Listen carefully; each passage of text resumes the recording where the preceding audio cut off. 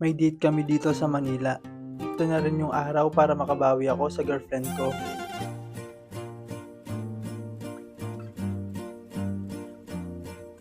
Ako si Din at siya ang girlfriend ko. Medyo marami kami pupuntahan ngayon. Kaya tara, samahan nyo kami. After ko sa showtime ay pinuntahan ko na kaagad siya. At dumiretso na kami sa MOA para maglibot.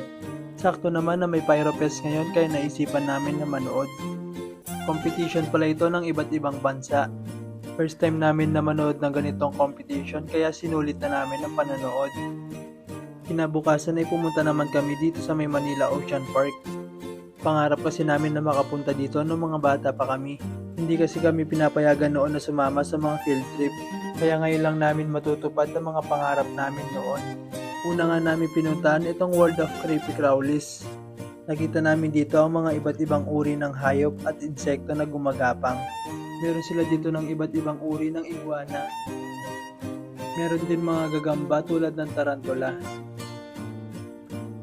Nakita rin namin ang mga iba't ibang uri ng ahas.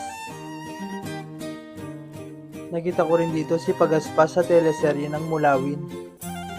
Pati pala iba't ibang uri ng ipis ay meron sila dito.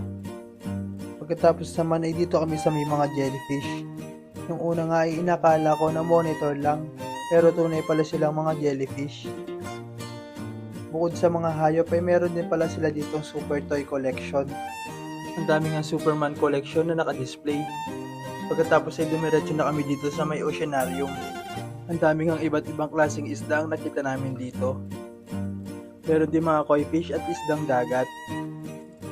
Meron din parang mga uod na sumasayaw.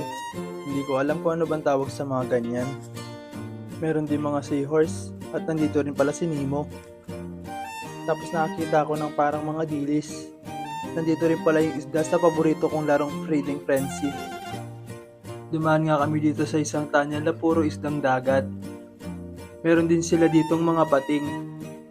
Nakakatuwa nga dahil parang kumakaway sa amin tong isang pagi.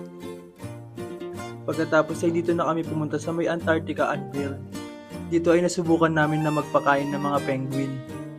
Bago lumabas ay dadaan muna dito sa isang Christmas village. Paglabas namin ay nagsisimula na yung bird show at sea lion show. Di na nga namin naabutan yung exhibition ng mga bird kaya sa sea lion na lang yung napanood namin.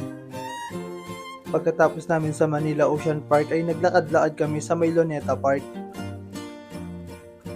Pagkatapos ay dumiretso kami dito sa may SM City Manila para magpalipas ng oras. Matagal-tagal na rin nung huli kami nakapaglaro sa arcade. Medyo madami na rin itong mga nakuha naming ticket. At pagkain na nga lang ang pinalit namin. Pagkatapos ay nagpicture lang kami dito sa may Life for Cats. At bago kami umuwi ng Pampanga ay dumiretso muna kami dito sa may Quiapo. Bumisita kami dito para magpasalamat sa lahat-lahat ng mga biyayang binigay sa amin. At ngayon ay uuwi na kami sa Pampanga. Maraming salamat.